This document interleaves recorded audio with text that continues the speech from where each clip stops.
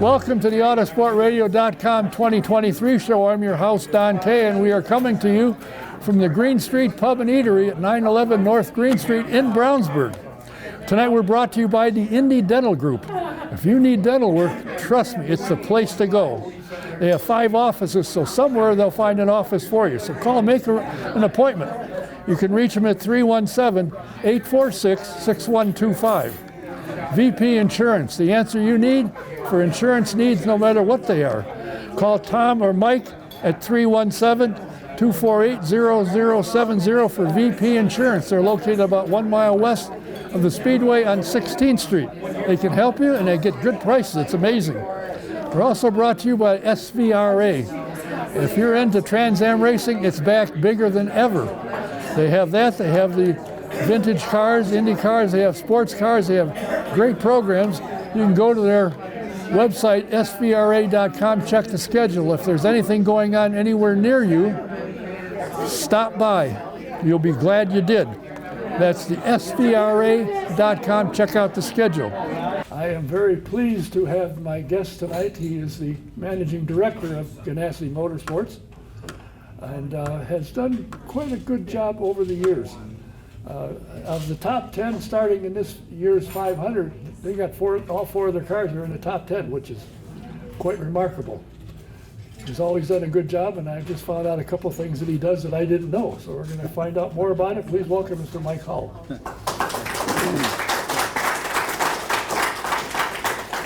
You need to pick your mic up. Oh, this mic? Yeah, okay. That one. In '71, it says that you started racing. What got you into a race car, and what got you out of one? I was young and dumb, number one.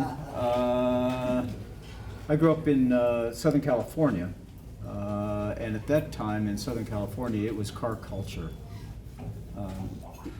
Everything was there, and it was fed by the aerospace industry. And every time there was, I remember growing up there, every time there was a recession in Southern California, the aerospace people had to go to work somewhere, the mechanics, the machinists, the fabricators, the technicians, the engineers. They ended up in motor racing and they stayed, and so it was just fed by all of those people. In fact, I think when I was really young, when roadsters were racing here, the 5 roadster manufacturers were within a 40-mile radius of Glendale, California. So racing was big out there then, so it was easy to fall into racing, and I fell in and still haven't gotten out. I think it was in '81 you came to work for Chip Ganassi.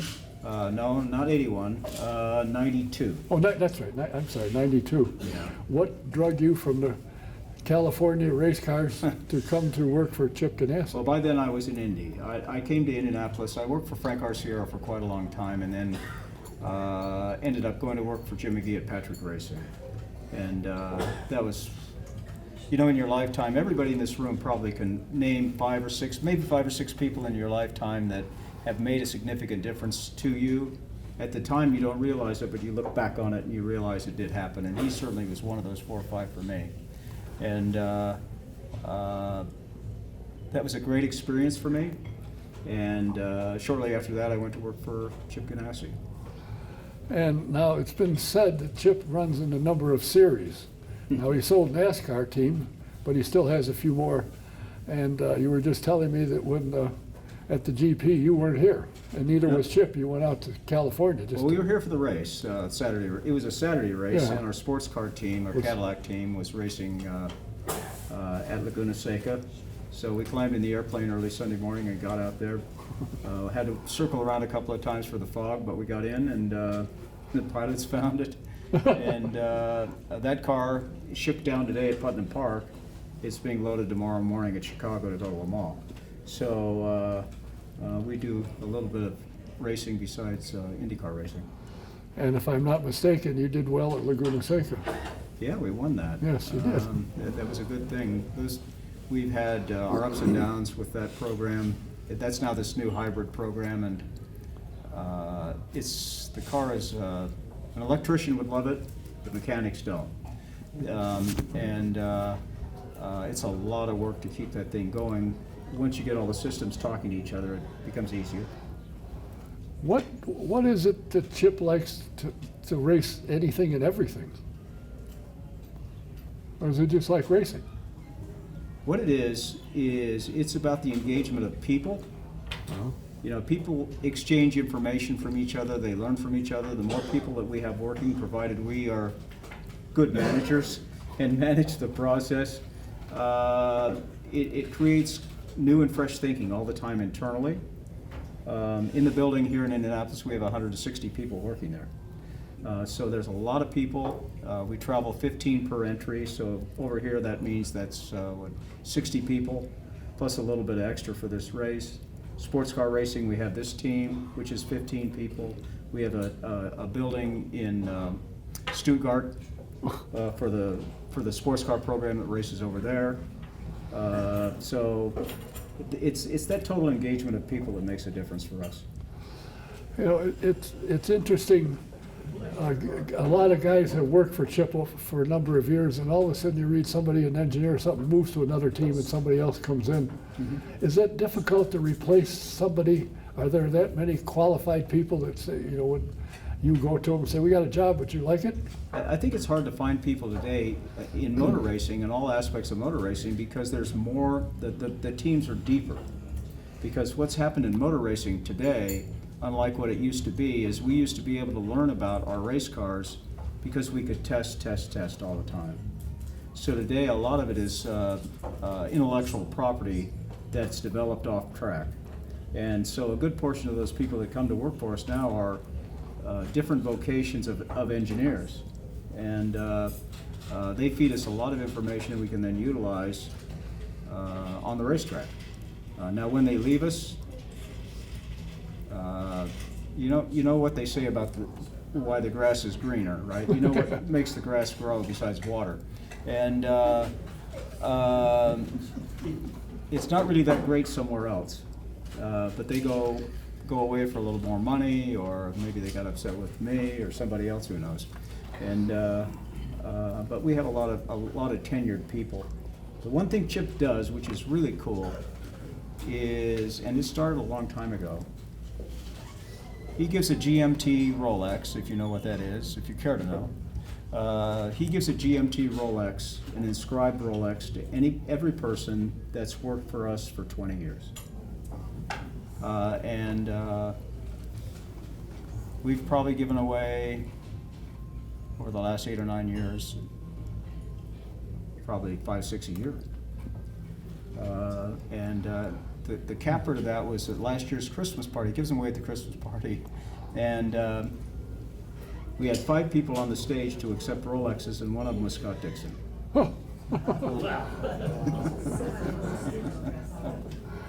Now, Racing has changed, and racing between the two open wheels most popular known as Formula One and IndyCar, and there's a dramatic difference between the two. Your drivers, all of your drivers, your team shares information, do they not? And most teams do. Well, if they have more than one driver. Yeah, I don't know how other teams do it. It would be really great to know. But what's happened in IndyCar racing is that if you're of our age group, our generational age here, most of you and sitting in this room, when we came into motor racing, we could test on the racetrack. We could test unlimited testing. And then there came this age, as it was going on, where the manufacturers paid for that, the tire companies, the engine companies, and so on. Today, IndyCar's decided they're going to save us from ourselves. So what they have done is they limit us to 2 open tests and 3 private test days. That's 5 test days for an entire season. It's pretty hard. Even there's people try to circumvent the rules, but they're pretty good at making sure that doesn't happen. So that's why you see teams that have 3 and 4 entries now, because our only way to gain information on a race weekend is to share that information through multiple entries. And that's what you're going to see in IndyCar racing going forward. And I wouldn't be surprised in 4 or 5 or 6. I was asked this question the other day in that press conference at the Speedway. I wouldn't be surprised that the next thing coming for IndyCar, I know some people may have hated CART in this room, and the franchise system it had, but 4 or 5 years from today, it's going to be 10 charters, 3 entries each. And we're going to have to race for real money. And that's going to come. And so it'll probably reduce from 4 to 3 for a lot of these teams, but that's coming. Well, it's interesting, the concepts that are going on. The question then would be, with 30 cars, have they got enough engines to go around, which is a problem now? Is there enough crew members to go around, which is also a problem? I think the owner that IndyCar has can find that third engine company. Well, everybody said when he came, oh goody. Yeah, well, And so far, oh goody is, how long did it take the Egyptians to do the pyramid? they didn't have race Yeah, cars. well, They had to yeah, walk. but how did they get that thing on the top? That's a good You question. know, it will take him a while to create the foundation we need, but here's what he did before. He owned 90% of CART. Oh. Pat Patrick owned 10%. He was the architect of the franchise system. He was the architect of CART. He put that together in 1979. And he could do this in his sleep. So he's already working on it. You know, I think as long as he and his family run this thing, we're in good shape. He seems to have spent some money to fix the place up, because the people that I've had that have come in and gone, good grief, it doesn't even look like the same place. It's clean. There isn't papers in the restrooms. There isn't paper laying all over the floor. He's got hand dryers. He's done all kinds of things. And the guardrail for the street course, the road course is all painted. He painted a piece and liked it, so I went ahead and painted the whole thing. He's done a remarkable job with upgrading. You don't notice trash cans anymore.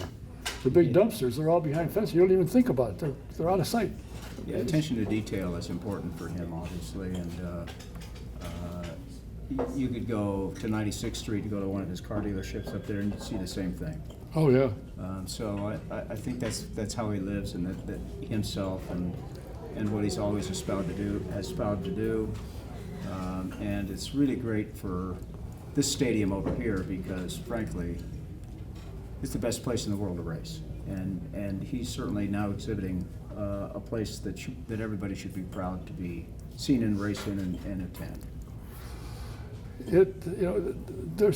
What is it about racing? You've been in it since '71. I've been here, and I got hooked before I got here. I got here in '64 and haven't left. I haven't been thrown out yet either, so far. But what is it about the sport that grabs you and you stay and you don't want to leave? Yeah. And you're willing to work 10 hours a day to be in it. That's what I said too. Yeah, we don't punch a time clock. My mom and dad were really disappointed in me because my first word was car, not mom or dad. And cars for me, from the time I can remember, cars that was it for me. And racing cars were it for me. My dad was pretty successful in Los Angeles in the garment industry of LA at the time that Americans actually produced goods there and didn't just distribute them. And so he had a lot of high-end friends that were in racing, around racing, from West LA, that side of the city. So I grew up around racing, and as a kid hung out in some of those shops, and I was one of the kids that they had to broom out of the way. I don't know any better. Are you glad you don't? Never had to work for a living. Well, obviously you work for Chip, so you don't have to do anything. You just run everything. Oh, yeah, let's not talk about that. I know. But I have to admit, the man is smart. When he's asked, how do you account for all your success, he goes, right here. Well, I think Chip and I were talking about that today, and I said to Chip, I didn't really think about this until the other day. I've worked half my racing life for one person. So everything up to then was an appetizer. And he said, he gets out his iPhone and fires up his calculator, and he said, we've been together for 70% of my racing life. So it's been a great experience. I think I may have said this before. I don't know if it was to you, Don, but when I went to work for Chip, I didn't think I was going to last there for 3 months, 2 months. And in those days, with people like me, we moved around a lot in race teams. We didn't stay in the same place, a lot of us. And there weren't these settled establishments in motor racing. It was, your toolbox was on a conveyor belt. He was volcanic. He was absolutely volcanic. There were ashes everywhere. And I thought, man, oh man, I don't know about this. But what I found out was the best person you can work for is a one-sentence person, because you know what he wants. And he goes and finds what you need. So it's made my job easy. All right, I asked you, who was the smart guy behind, because you guys, with one or two rare exceptions, have got drivers that are spectacular. Who is the one that searches out, has the time to search out the driver, some kid from Spain? Who does that? Chip and I do that. Oh. And we've done it together for a long, long time. He drove race cars, I drove race cars. You know what? You can look a race driver in the eye, and you know if you want that driver to drive your car. Really? You could tell right away. And you do everything you can to get that driver in your car. But then the second thing that we have is that we have people who,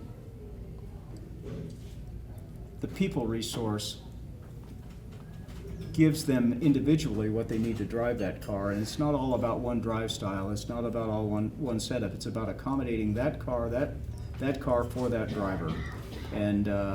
And then now these days, with the depth of resource that we have with people, we can accommodate the difference in drive style to where it's a shared situation all the time by reading the racetrack. And Alex Palou is a really good example of that. There are many other examples of that. We can go back in time with that. There's a long list. When we hire those drivers, we want them to be with us for their entire career, if they will be. And some of them stay and some of them don't, just like people who work for us, so it's okay. It's amazing, this young kid who was on the pole. There was a lot of problems early on in the year, but the kid has stayed focused to what he's doing. He's driving for you, and he's going to do the best job he can for you. Now, whether or not he likes where he is and decides to stay or something, this is, of course, nothing I know, and I'm sure you maybe have an idea, but No. it's amazing how you can, and something that always fascinated me, you get a car, and I used to see this, you get a car and the driver would say, boy, this thing's a piece of junk. I can't drive it, there's no way. And another driver would get in and say, boy, I love this one. The difference in the driving styles and what one driver wants as opposed to another. And does that make it difficult for you to trade information between drivers on what they see or find or feel? I think it's really important to have a driver who's never satisfied. Well, Because if you have a driver who's never satisfied, you work harder for that driver, and you learn so much more.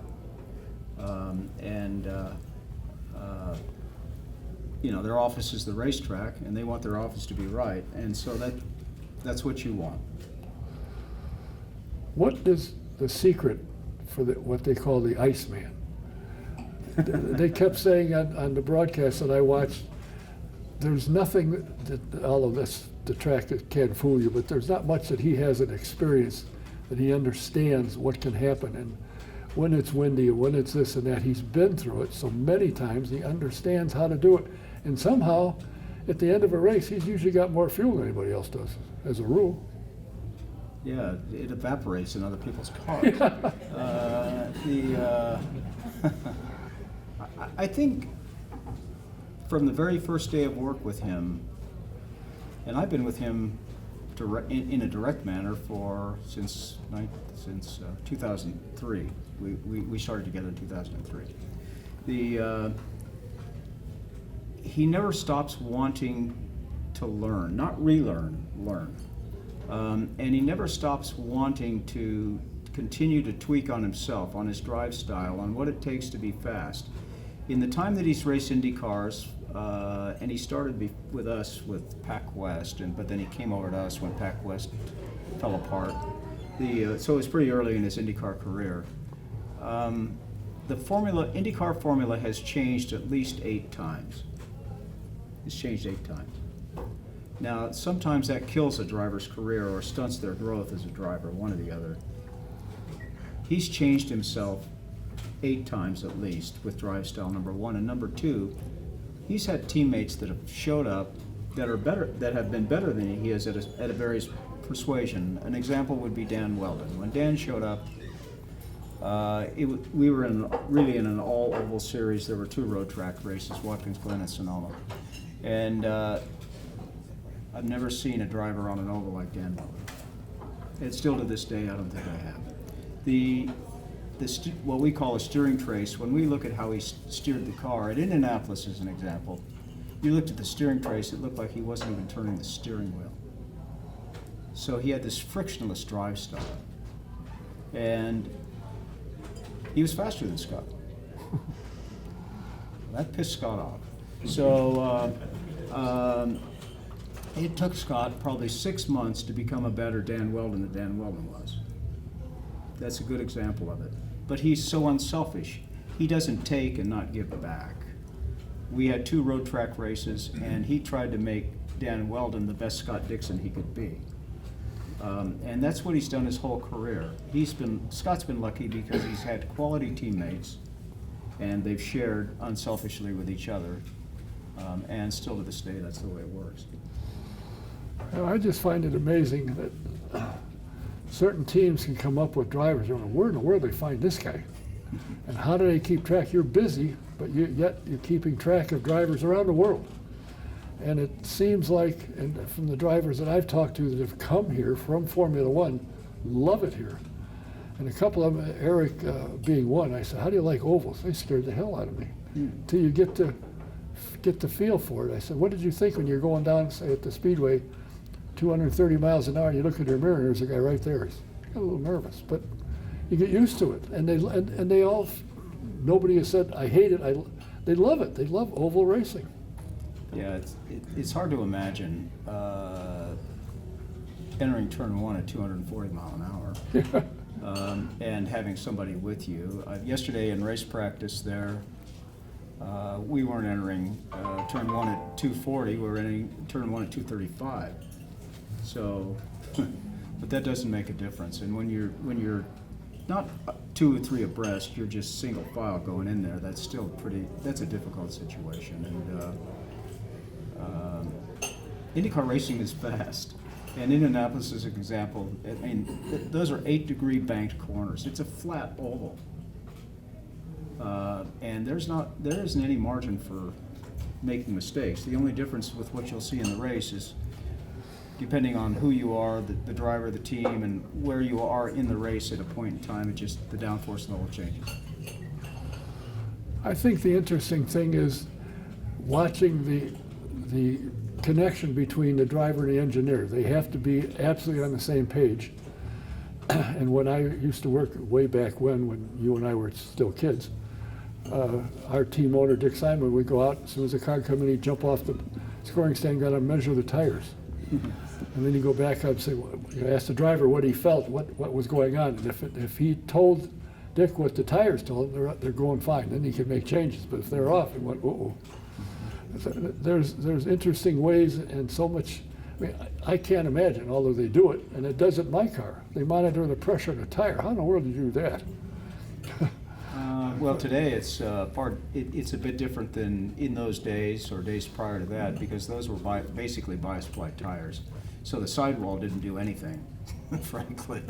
It was the composition of the rubber on the racetrack. Today you have at least two mechanical effects. You have the sidewall, which is stiff, and that's spring rate. That is definitely spring rate, and then you have the composition, the surface of the tire, which is creating hopefully grip.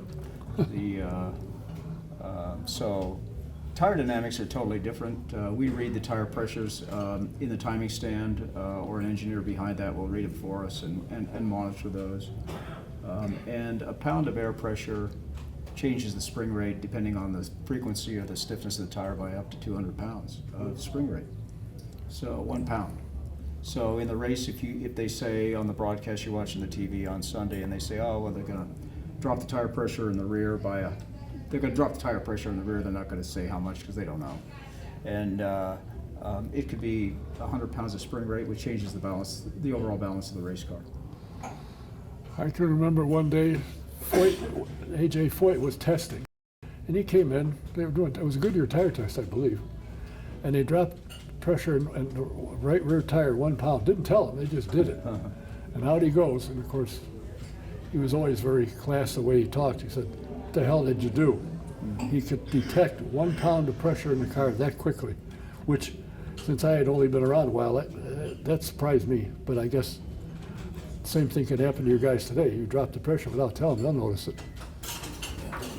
How important are the tools within the car? Has the driver got time at the speeds they go at the speedway to make these adjustments? And it looked like sometimes for almost every corner. They do. But here's how it works. Okay, so you I don't know what kind of car you drive down. But you drive your car down the road and you have no problem with the controls in your car.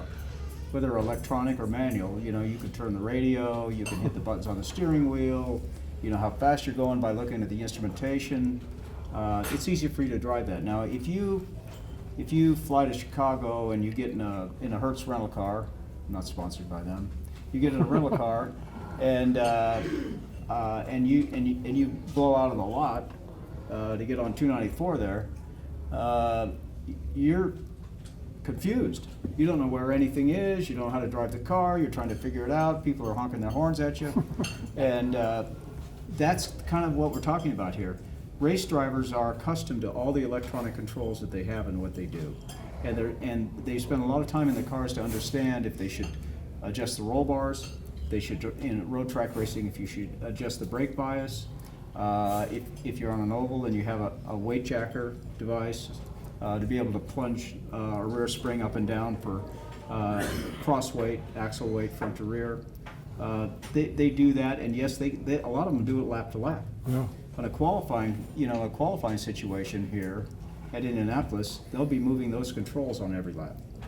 I noticed that. Yeah. I saw that. Do you like them giving them extra 100 horsepower? I think we need more horsepower, period, because I think what that does is that separates the drivers. More horsepower makes the car harder to drive. Because if they added more horsepower, if they had as much horsepower as they did there on Saturday and Sunday, that's a separator.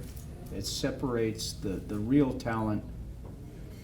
And I don't want to make a statement that would be in any way, shape, or form demeaning to all the race drivers in this field here or any other IndyCar race. Because let's face it, all of them are really good drivers. They're all really good. There's only 24 of them that can do it. And there's probably another 15 or 20 that think they can't. So, but when you add horsepower to the existing downforce level and the tires we run on, then all of a sudden the driver not only has to be really good at what they're doing, they have to understand at that horsepower level how to keep the tires underneath them for an entire run. And that's also an equal contributor to how they separate themselves. Now, the people on TV or somebody in the sanction office, they may say, "Oh, well, we don't want to do that because it's not racing. They're not wheel to wheel." That's terrible. We didn't get to see a race. So if you want to see pack racing, knock another 100 horsepower out of the car. Well, isn't next year, the year after, they're supposed to be regular, we'll add 100 horsepower? We've been testing the Honda version of the hybrid system that's going to come on board. And they can choose whatever they want to do. So they could add that much if they want to. All right, explain to me. A number of people have said to me, "All right, smart guy, what is a hybrid? What is that going to accomplish?" I don't really have a clue. I think it's a fair question. It's in layman's terms, simple terms, it's meant to store power. It's no different than your hybrid street car. It stores power for later. That's the system that we're going to use in an Indy car. It's the system we're using in sports cars. But what it goes back to is the fact that from the very beginning of time with four wheels with motor racing, let's say here, this used to be a test track, right? Yeah. This was originally a test track, and it was for the car manufacturing companies. If you just start then and go forward in IndyCar racing for 100 years, the car manufacturing companies have determined what the spec of the car is. And today, if you go to a showroom to buy a car or lease a car or look at a car, you find out that it is either electrified or it has hybrid technology. And guess what the manufacturers are doing? They're developing all that technology. Where it's going to go in the future, we don't know. But that's how we're financed. That's how we're financed. We can't take the dinosauric attitude that we're going to continue to race cars that aren't powered artificially or powered in another way or store power, because guess what the next thing is going to happen? When it comes time for them to renew their engine contract, they're going to say adios. So that it has to be accepted whether you want to accept it or not, but that's what hybrid power does. Is that a good thing? Do you think now there is an E series that runs in Europe? Yeah. And Personally, I don't like it. But well, I don't either. And I said, and I've had a number of people email me and said, "You think they'll ever have E-powered cars at Indianapolis?" I said, "If they do, people in the grandstands will tell them to turn the PA down. It's too damn loud." Well, because there won't be any noise. There'll be no noise. I mean, here's the thing. In Europe, well before in the United States, the car companies, the governments, and it seems true in the United States today, the U.S. government is designing street cars because they're making the rules. Then the car companies have to design the car to be within that engineering, within that rules framework. Same thing in Europe. You know, I travel to Europe a lot, and 15 years ago when I went to Europe, 8 out of 10 people could tell you what the carbon footprint was. I don't know how many people in here could tell me what the carbon footprint is. Sure, not me. Okay, so that's where it's going. Now, the car companies are being forced into producing these cars because of the environmental rules that we have in the United States. Good, bad, or indifferent, that's the case. I don't really think that the car companies, based on what we know, are stopping with what you're presently seeing on the showroom. They're already working on alternative power sources other than what you're seeing. Hydrogen is a big deal and it's coming. And that might be only one thing. The Asian companies, they've been working on hydrogen for 15 years now. So they didn't go the European way. So it kind of rolls back to what I said earlier. We're gonna race what we get paid to race, what they pay us to race, because that's how we race. You think the fans will go for that? Well, I hope they do, because the demographic that IndyCar racing needs to capture is the demographic that's buying those cars. Going forward, we need to replace the people that are no longer with us on the face of the earth. We need fans. And those fans are going to come from the younger generations, and that's what they're used to doing. Let's face it, we used to use a rotary phone. Anybody in this room use a rotary phone? You know, it's changing in the palm of your hand.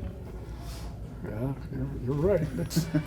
I don't know. It's. I hate to be the bearer of bad news, okay? Well, the thing about it is, when a lot of us were younger, we could tune our car. Oh yeah. You know, you could set the, you could put your plugs in and set the gap and do all that stuff. Now, you open it up. If you're not a computer genius, you're out of luck. Hey, you know what? I love cars from the generation when I grew up in this California time, you know, and I continue to buy these old cars, and some of them were really financially significant for me as I went through my life. And I've sold all of them. Huh. And so when we won Le Mans in 2016, I kind of had an inside track on Ford Motor Company has built every 10 years they've done a Bullet Mustang, And I had a 65, 66, and 67, all original Carroll Shelby Mustangs. All original. And sold them to collectors. I love Mustangs. So, and I grew up around Steve McQueen. I actually knew him and his son Chad. And the McQueen family has the trademark rights to Bullitt. And Steve, what he did was he spelled it Bullitt and trademarked it.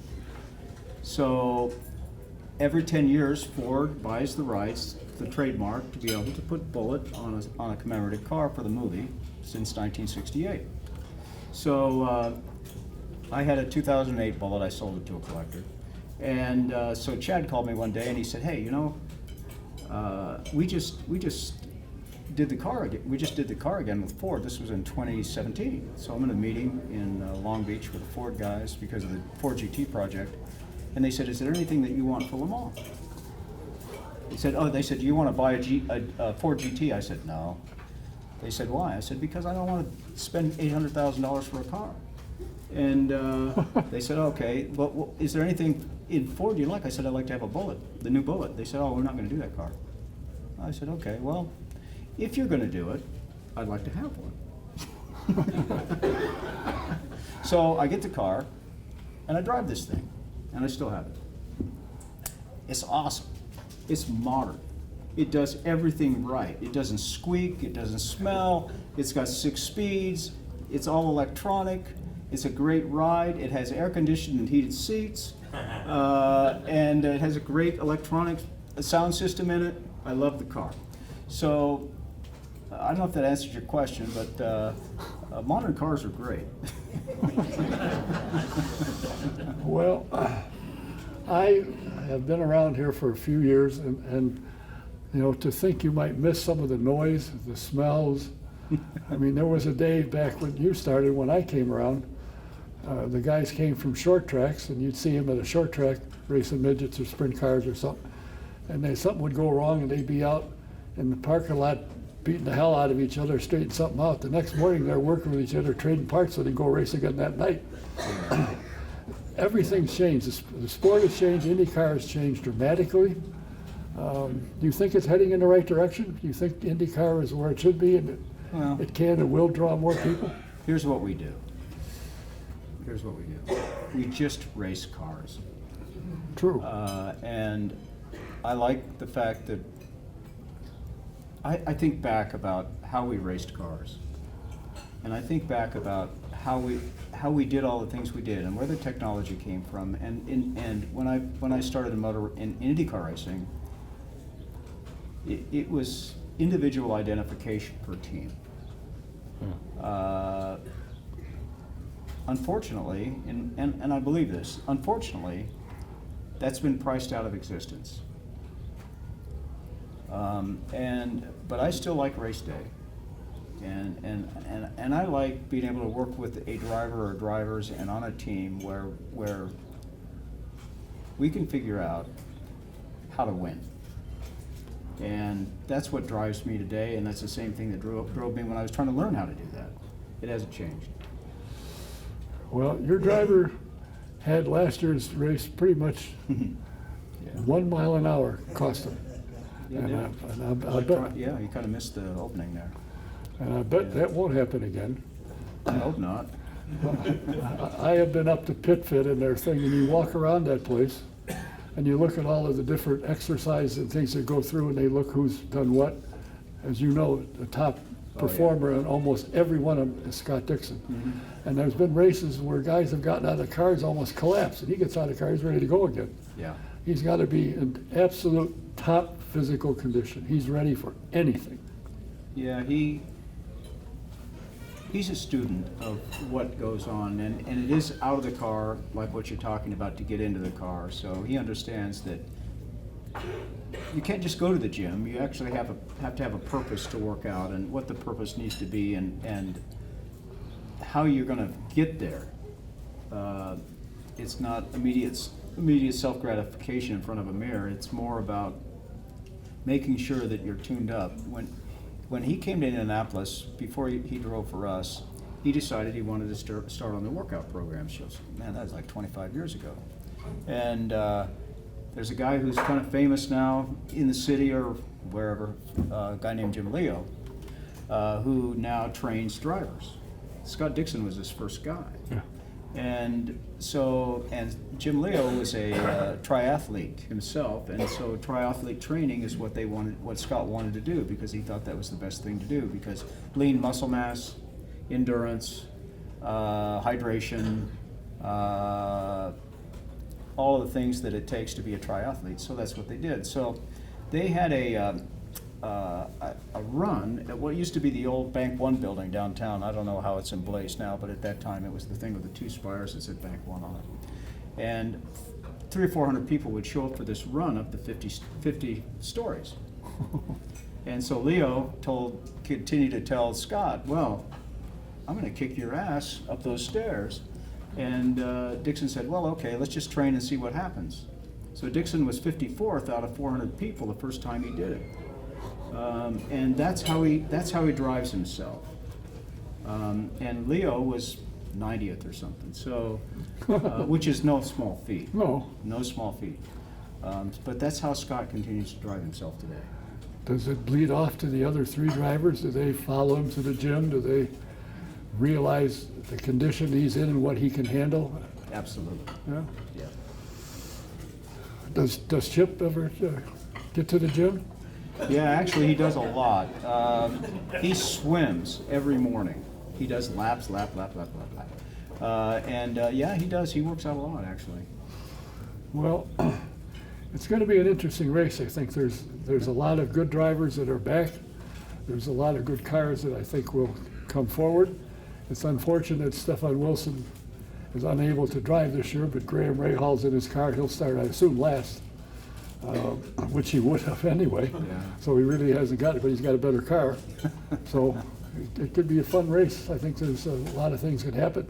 And as I said to start off, Ganassi Racing, out of the top 10, you got 4, all 4. That's amazing, absolutely amazing. I think if qualifying is an indicator, I think it is fantastic, but I think you still have we have a lot of work in front of us to race successfully in the race. And this race is different than all other IndyCar races, first of all, for the obvious reasons. But then what happens when you work on a race team at Indianapolis? It's not like going to race we'll go to Detroit and race the week after Indianapolis. We show up on Thursday afternoon, set up. We're on track in the afternoon at 4 o'clock for some reason, one session instead of 2. That's a personal problem for me. And then we practice in the morning, we qualify in the afternoon, we warm up in the morning, and we race in the afternoon, then we're gone. So the time that we spend is very, very brief at the racetrack. And then we would go to the next race. I think it's Road Americas. 2 weeks later, same thing.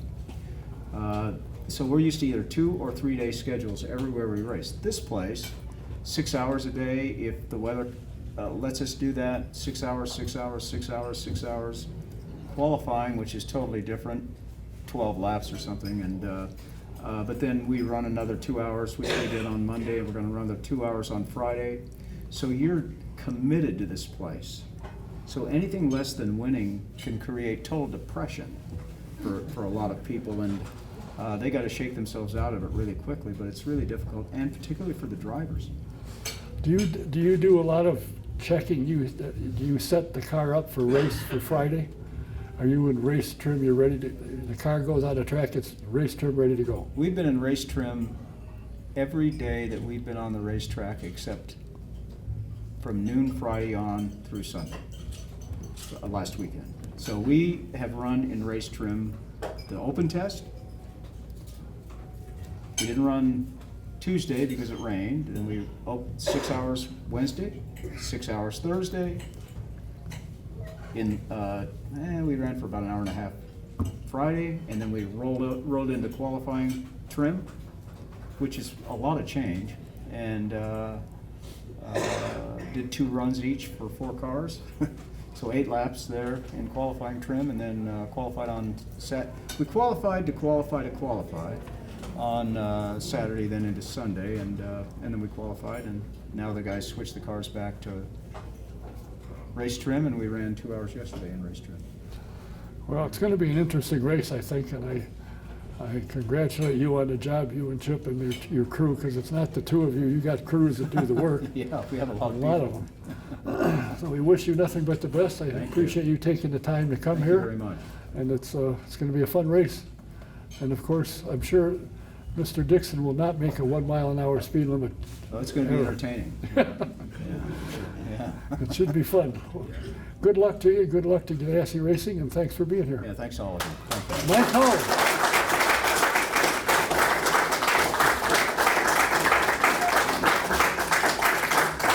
Thank you, sir. Okay, thanks. Appreciate it Yeah, very thank much. you. Yeah. My next guest upcoming is a very interesting guy. When I invited then. When I invited him, he said, people are getting tired of hearing from me. I said, well, the only one that should be tired of hearing me is me, I suppose. But they are a one-off team. They assembled a car that wasn't completely together, starting in January, and got it out. They didn't go to the open test. They didn't go to the open test, but they showed up at the Speedway, got their rookie orientation program out of the way very quickly, refresher. In fact, he didn't have to finish the whole thing because their driver, they could see, knew what he was doing, and off he went. And I want to find out, to start a team from basically scratch, not having owned a car, not having run a car in Indy Car, or the Indianapolis 500 for that matter, so I invited the team manager for Able Motorsports. Please welcome His Honor, John Brunner.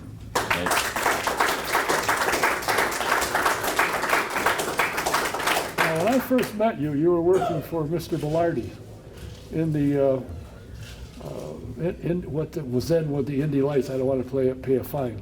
At the time was the Indy Lights. And correct. when I had you on the program, and Mr. Bellardi, who still owes me candy, by the way, you said, there's no way I'm going back to IndyCar. This is what I want to do. This is what I love. How did you get started, and how many years you did spend in IndyCar prior? What was that? As Mike said, it wasn't. I didn't really do IndyCar. I was on the Champ Car side. That's the most time I spent with the big cars. Was in Champ Car. Put that a little closer so I could hear Came you. and did 3 Indy 500s with a few different teams. Not really the full series though. What got you into motorsports? Did you drive? Did you want to drive? Did you want to build cars? Did you want to tear them apart? Did you want to fix them? What got you into it? I did not drive, but I was born right here in Brownsburg. So my buddy's sitting over here. We spent a lot of Mays at Indianapolis. Just kind of got my blood, had the opportunity to get involved, so we stayed there. Isn't it amazing? This sport, for some reason, gets in your blood. I mean, I should have retired 30 years ago, but I still love it. I love the people in it. I can't tell you how, when you look at any other sport and you read about the participants, you go, good grief. But you don't hear that. There were 1 or 2 times 30 years ago, but you don't hear that kind of thing. They used to go down to Whiteway and have a few beers and have a few discussions. They don't do that anymore either. But you are now overseeing, in addition to the Indy Next by Firestone, you're overseeing Able Motorsports and your driver, R.C. Enerson. Things have gone really quite well for not having anybody to bounce stuff off of, although maybe you do talk to other teams and get some feedback because you know about everybody. But what's it like to have put this thing together? When Mr. Abel said, hey, here's what we're going to do, you went, oh no? Or did you say, sure, let's go? Yeah, there was a little of all that. I mean, this really started with RC's father, Neil. Neil called me in January to ask if I would consider doing this. And I took a week before I mentioned it to Mr. Abel because I knew he would want to do it. But we put a plan together, and it's been quite the adventure. And you're correct, it has went very smooth, which usually isn't the case when you're putting something together quickly and at this level. But we have had a lot of help. A lot of teams have reached out. Mike, who just left, his team has been very supportive. They're right across the garage from me. One of his managers checks in with me just about every morning. Are they afraid you don't know what you're doing? I think so. I think that they're concerned now that our car's on the track. They want to make sure we prepared properly. Well, you qualified 29th with Stefan being pulled in a driver change. You're now 28th. They haven't told me that officially, but I'm assuming that. Well, that's what it used to be. If you change drivers, you change cars, you had to go back. I'm assuming that didn't change, but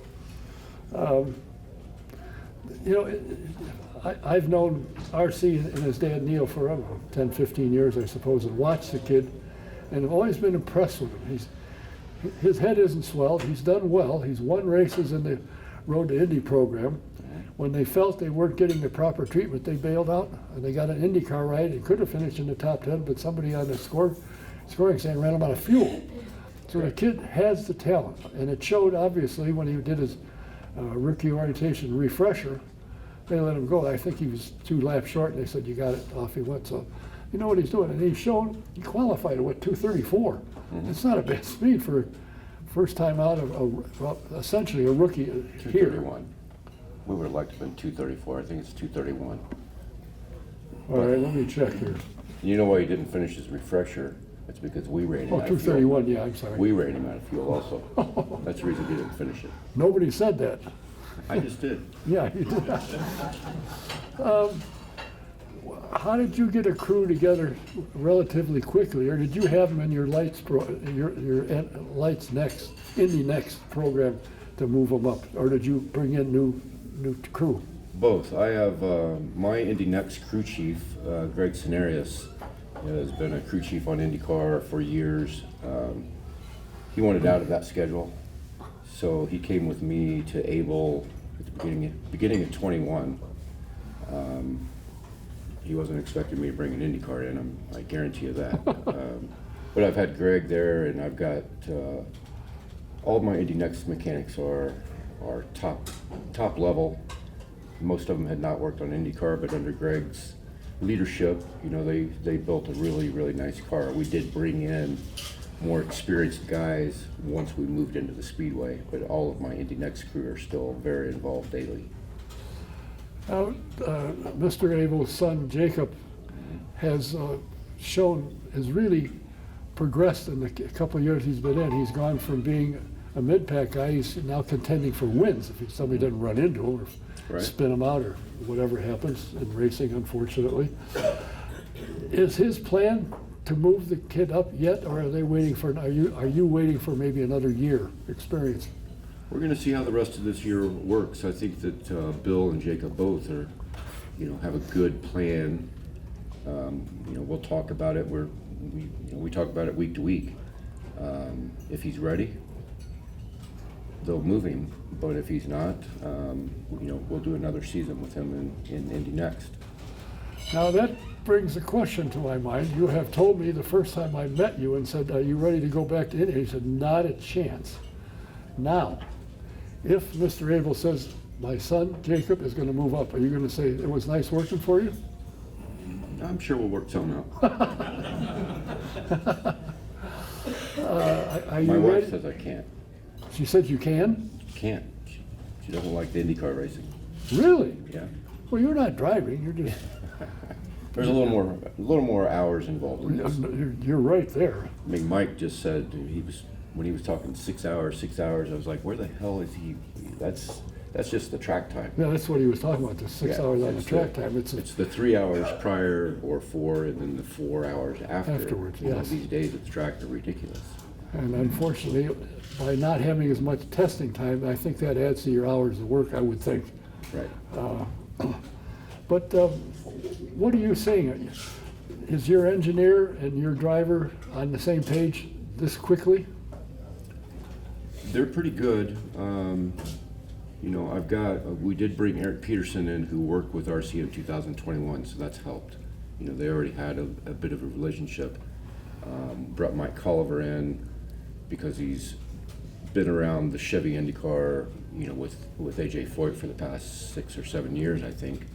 So that gave us a stronger stance with Chevrolet. So between the two of them, you know, they're all communicating well. You know, back to RC, he's unbelievable in the car. You know, you would have no idea that he hasn't driven a car since 2021. He's so professional in the car, understanding everything. He really should be in a series full time. Just hasn't got that opportunity yet. Well, I think he will in the next year. I think he will in the next year or two. Something will happen.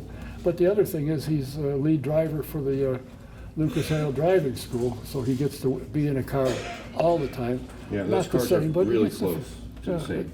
Yeah, it's only 200 miles an hour slower. And, Right. But he's in a car and he's steering. It's got to count for something. Yeah, absolutely.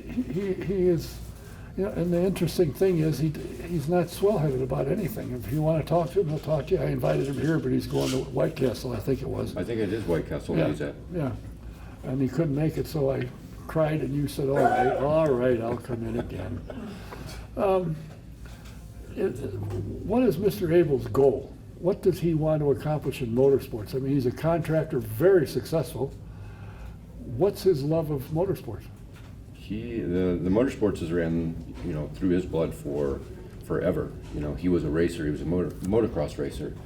You know, I think he wakes up every morning thinking about race cars. I don't think he wakes up thinking about construction projects. He is, you know, I talked to him for an hour today on the phone because he had to go back to Louisville, and you know, he wants to be here so bad. I think he wants to be an IndyCar team owner, full time. I don't know when that will be, but I do think that's his goal. Well, you know, when as big a company has gotten successful, I guess he doesn't have to be there every day. Because he can get on the computer and he not only can find out what you're doing, but he can find out what they're doing too. Yeah. So he doesn't have to be. That's kind of interesting. And I hear he just got a huge job, I understand, for some motor company. Yeah, opposite of what's on my shirt, a huge project in Louisville. It's going to be the biggest battery plant here, I believe. Are they making lithium batteries? I think that might be it. Oh boy. Well, anyway, I don't want to get into that subject.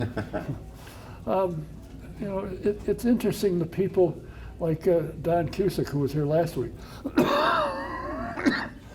When they tested in thermal, I wondered, what in the world, how in the world did they get to thermal California? I didn't even know it was on the map. Mm-hmm. Well, come to find out he lives there. Gee whiz. I wonder how that happened. He just smiled and made a couple calls, so they went out there and tested. He too has been in love with racing for years. Now has the ability to, and the time, and I guess the money to be able to get started into it. Unfortunately, his driver is out. And that brings to mind a question. His driver drives for Ray Hall, Linneman, and Lanigan, and that's a Honda team. Cusick Motorsports and Dreyer and Reinbold is a Chevy team. How does that work out? That's what we're all wondering at the track today. I know what my contract is with Chevrolet. I don't see how that could have possibly happened. I asked Chevrolet and they said, mind your own business. My guess is somebody paid somebody some money somewhere to buy out or something happened somewhere because no one thought that would happen. I suspected that, but then I thought, well, maybe they'll withdraw the car, then he would be back in that way. That was my thought, but I guess they're rebuilding the car. Yeah. Now the way the IndyCar rules work for qualifying, there is that 34th car doesn't even exist. You never get in the 34th spot. You don't have a lap time. You just never exist. You know. Same as on Saturday's qualifying. If you're 31st, you have no time. And if somebody comes out ahead of you, that doesn't just move you up because your time doesn't exist. So I believe it's the same way now. You know, they can't, even if somebody withdrew the car, that doesn't put the Ray Hall car back in. So it's the only way you could get Ray Hall was whatever happened between Chevy and Honda. I doubt that they did any kissy face, but I don't know. You never know. That's a big name. Yeah. Do you like the way the series is run? Do you like the way IndyCar series is being run the way the series, the number of street course and road courses as opposed to ovals they have and so forth? You think they're on the right track, or would you like to see more events, more ovals? I don't think I'm qualified to answer that question. I mean, Indy Next, I can talk about Indy Next. I think there should be probably one more oval for the Indy Next schedule, but it should be the Freedom 100. Without question. Nowhere else. You know, I think that'd be a good balance for Indy Next. You know, the amount of road courses that we're running, but we really need the Freedom 100 back. And hopefully somebody can change someone's mind on that. Well, it makes no sense for the guy who was putting the kibosh on it now. It was, and I'm sure you will agree, in the last 4 years it ran was probably the best racing in the world at any given event ever. I mean, when Peter Dempsey comes from 4th place going into 4 and wins a race by the width of your bill and your hat, that was great racing, and it was clean. 4 cars going for the win, and he got it. Yeah, I mean, there was a few accidents there. Yeah. They were pretty big, but, you know, we really didn't, you know, we haven't had a horrible one there. I think that's probably what Roger's worried about. You know, I think there's a chance we could get back there. You know, he's got smart people around him. You know, I know the Speedway themselves would love to have that race back. It helped sell tickets on Carb Day, and I think it was the best thing about Carb Day. I joked when they took it away. It's like, well, they wanted to make the 500 the best race there again. But I don't know. It needs to come back. Well, I think, oh, you got to take a pill? No, I was Probably Mr. Abel saying, what in the hell are you doing? probably. Where are you? I personally hope that if Abel Motorsports moves up, that your wife will say, oh hell, okay, and let you do it. She probably would. You think so? Yeah. I think, they say happy wife, happy life. So you got to contend with that one. Right. That's one of them that you have to worry about for sure. Now, you wouldn't stop him from going back to running a series, would you? Oh, good, see? You know, my hat is off to you, and it's right here, so it is off, actually. What you as a team manager and your crews have accomplished in a relatively short amount of time, from January to May, to have run, and you're right, it was 2:31. I think you ran yesterday 2:34, I believe it was. So you got some good times. The kid can race. He's had a couple of oopses, but nothing he did intentionally. He got everybody was happy, and they shook hands and said it wasn't All me. good. So, and the other drivers seem to like him and realize he doesn't know what he's doing. He understands the car, so they're not scared of him. Yeah, we started the first 20 minutes of running yesterday, and it was he and Will Power, you know, for probably 20 laps back and forth. We were kind of surprised. We figured maybe Will didn't realize that was a rookie that he was playing with, but no, I think the drivers all know him. You know, RC's been around. They know he's professional, so I don't think we have a lot of issues there. Well, I'm going to be excited to walk down pit lane during the race and see you sitting on a scoring stand, and you're sitting up there going, when is this over? Yeah, I'm ready for it to be over. Yeah, but I think with what you've accomplished and what you've shown your crew can give the kid a car, you know, the driver always gets the credit, but people don't realize there's 15 guys behind him to give him the car that he can drive. And that's the secret to it. And once he get a car to drive, then he's able to do something. And I have a feeling he can do, I think he might do better than a lot of people might suspect. Yeah, it would be nice to see the checkered flag on Sunday. That would, but we honestly, we've been blessed through this whole thing. I know the car was prepared properly, but even when you prepare the car properly, you know, there's so many things that can go wrong, and we have just missed all of that. This has probably been the easiest 500 that I've done up to this point anyway. I've got a great crew. The media has even been nice to us, which is nice. They're usually not that pleasant to a one-off team that, you know, initially bumped Rahal out. So everything's been going quite well. I know, I don't think they publish any of it, but I know one of my crew members is going to receive an award on Carb Day, which is pretty cool. So they are recognizing the team as well. Well, that's good. That's interesting. And if any of you have been here and you've never been to the drivers' meeting, you got to go. It's really quite interesting. That's all that goes on. They have the drivers' meeting, and they get in the buses and go downtown and wave at the fans on the parade. But I think my hat is off to you, as I said, for what you've accomplished and your team has accomplished in giving the kid a car that he's capable of driving, and he has the capability. Well, I think Sunday could be an interesting day for you. I hope it's a productive day, and like I said, I just want to see the end. I want to see the checkered flag. Yeah, well, there's an old saying, they say you can't win it if you don't finish it. So Right. that's the secret to it. Good luck to you. Good luck to your driver and your whole team. And I got to think Neil has got to be happier than anybody he's ever been in his life. Yeah, Neil's been quiet, so I think that means he's happy. I haven't seen him much. You know, that's somebody that usually calls me almost every day, and I haven't seen him hardly at all the past few days. So I'm assuming he's happy, or he's fallen down and hasn't been able to get up. I'm not sure.